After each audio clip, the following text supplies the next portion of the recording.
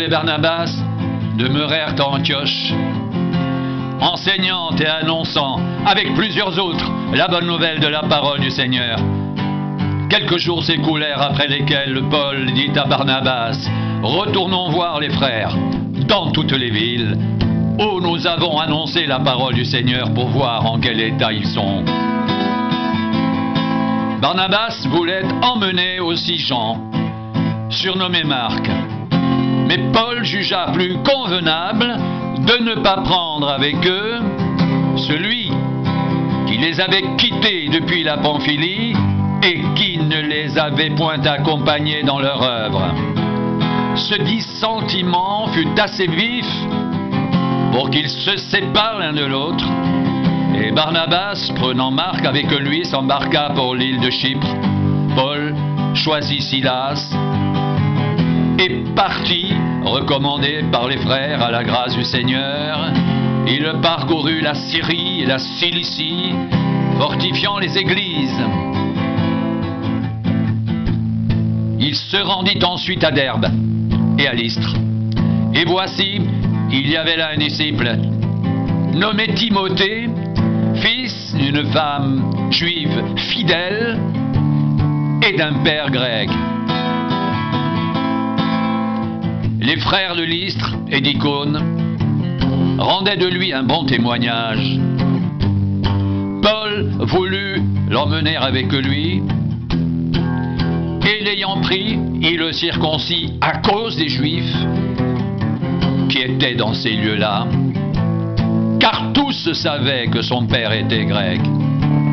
En passant par les villes, il recommandait aux frères d'observer les décisions des apôtres et des anciens de Jérusalem.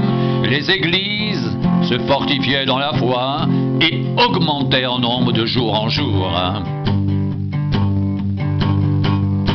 Ayant été empêchés par le Saint-Esprit d'annoncer la parole dans l'Asie, ils traversèrent la Phrygie et le pays de Galatie.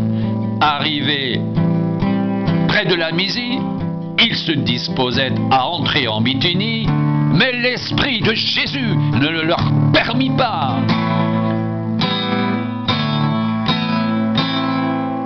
Ils franchirent alors la Mysie et descendirent à Troas. Pendant la nuit, Paul eut une vision, un Macédonien lui apparut et lui fit cette prière: « Passe en Macédoine, secours-nous !» Après cette vision de Paul, nous cherchâmes aussitôt à nous rendre en Macédoine, concluant que le Seigneur nous appelait à y annoncer la bonne nouvelle. Étant partis de Troas, nous fîmes voile directement vers la Samothrace, et le lendemain nous débarquâmes à Néapolis. De là, nous allâmes à Philippe, qui est la première ville d'un district de Macédoine et une colonie. Nous passâmes quelques jours dans cette ville. Le jour du sabbat, nous nous rendîmes hors de la porte, vers une rivière où nous pensions que se trouvait un lieu de prière. Nous nous assîmes et nous parlâmes aux femmes qui étaient réunies. L'une d'elles, nommée Lydie, marchande de pourpre, de la ville de Thyatire, était une femme craignant Dieu, et elle écoutait. Le Seigneur lui ouvrit le cœur pour qu'elle soit attentive à ce que disait Paul. Lorsqu'elle eut été baptisée avec sa famille, elle nous fit cette demande: « Si vous me jugez fidèle au Seigneur, entrez dans ma maison et demeurez-y. » Et elle nous pressa par ses instances.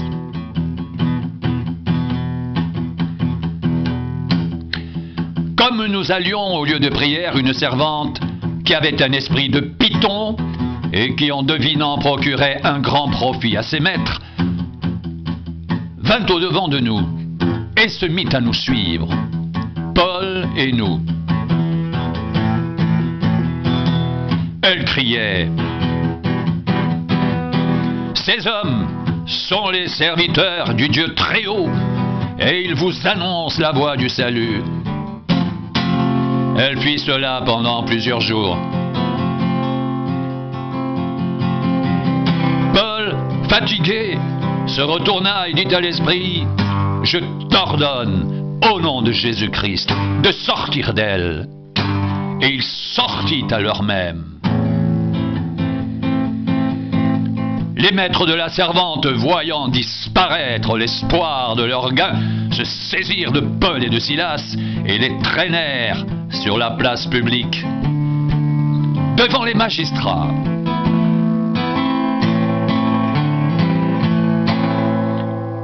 Ils les présentèrent aux prêteurs en disant: ces hommes troublent notre ville. Ce sont des Juifs qui annoncent des coutumes qu'il ne nous est permis ni de recevoir, ni de suivre, à nous qui sommes Romains. La foule se souleva aussi contre eux.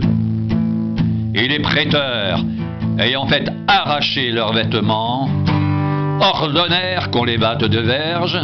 Après qu'on les eut chargés de coups, ils les jetèrent en prison, en recommandant au geôlier de les garder sûrement.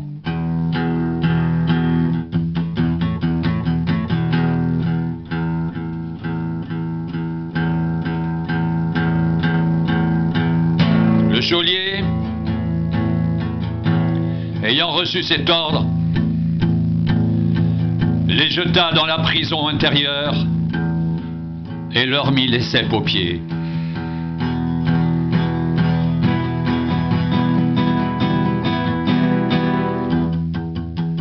Vers le milieu de la nuit, Paul et Silas priaient et chantaient les louanges de Dieu, et les prisonniers les entendaient. Tout à coup, il se fit un grand tremblement de terre, en sorte que les fondements de la prison furent ébranlés.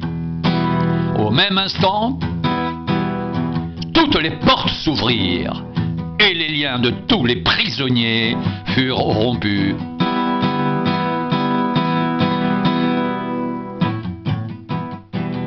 Le geôlier se réveilla et lorsqu'il vit les portes de la prison ouvertes, il tira son épée et allait se tuer, pensant que les prisonniers s'étaient enfuis.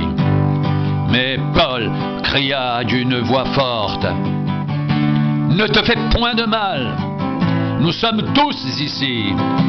Alors le geôlier, ayant demandé de la lumière, entra précipitamment et se jeta tout tremblant aux pieds de Paul et de Silas.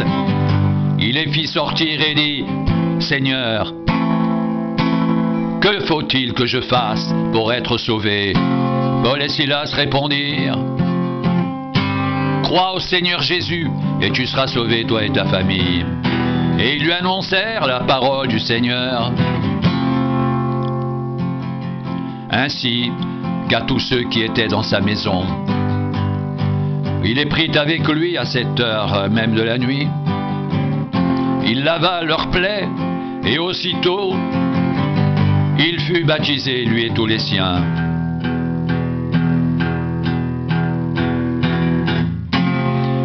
Les ayant conduits dans son logement, il leur servit à manger et il se réjouit avec toute sa famille de ce qu'il avait cru en Dieu.